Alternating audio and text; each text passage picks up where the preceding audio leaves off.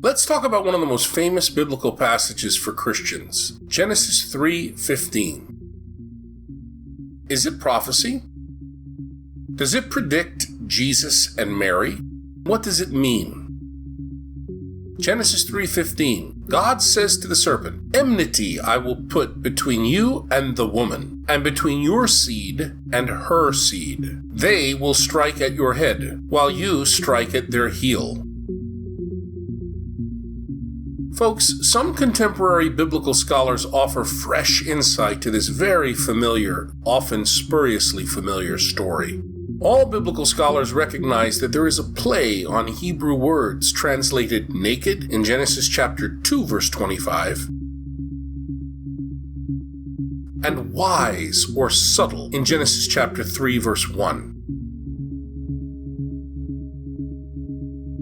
Polish Jesuit biblical scholar Julian Sulawski proposes this translation: "And the man and his wife were both wise," notice wise rather than naked, "and did not disgrace themselves."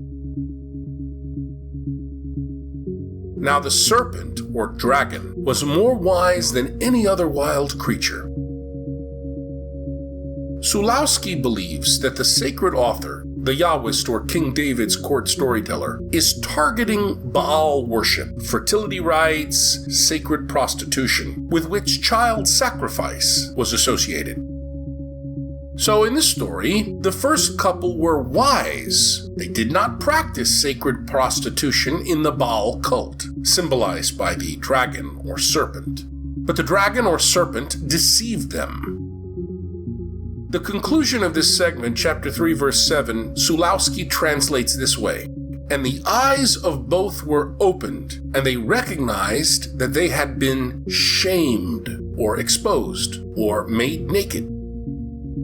Viewed in this context, the story of Genesis chapter 2, verse 4b through chapter 3 describes the shock and reaction of the man and the woman to what happened to them. The serpent, or dragon, shamed them by means of clever deception, which, by the way, to this day is still a valuable strategy throughout circum-Mediterranean cultures and the Middle East for preserving one's honor, which is what the serpent successfully did.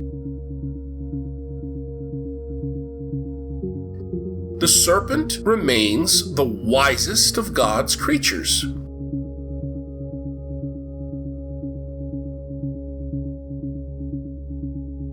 In the story, God punishes the serpent, which, again, may have been a dragon that lost its legs.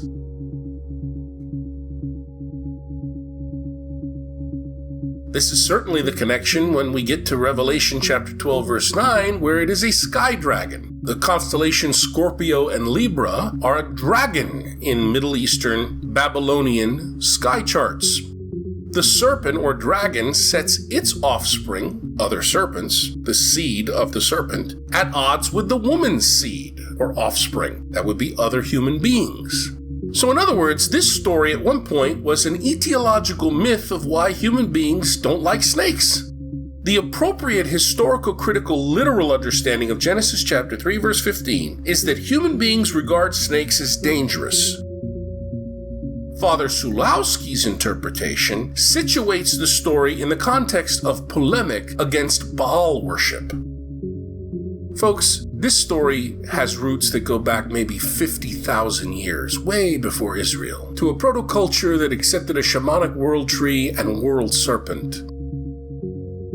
It has been interpreted and reinterpreted and recontextualized many times.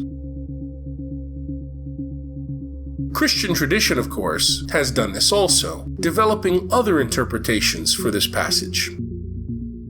This is continued through Christian history, most recently with the Frankenstein designers of our lectionary, dipping into later Christian tradition and splicing this reading together with a reading from Mark chapter 3, which focuses on Satan. The idea being that the serpent was Satan.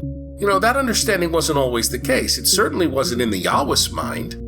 The development of understanding the serpent as Satan From the time of the Yahwist author, around 950 BCE, all the way to Mark, around 6970 Common Era, is too complex to consider right now in this video presentation. I recommend you look at the video that we have on this channel, How Satan Became the Devil. Suffice to say, the Satan and the devil are two different Persian ideas that didn't enter the thought of Israelites until about the 5th century BCE. And at that time, were two different entities. And the serpent in Genesis 3 is an earlier idea from Israel and Canaanite thought that was not the devil.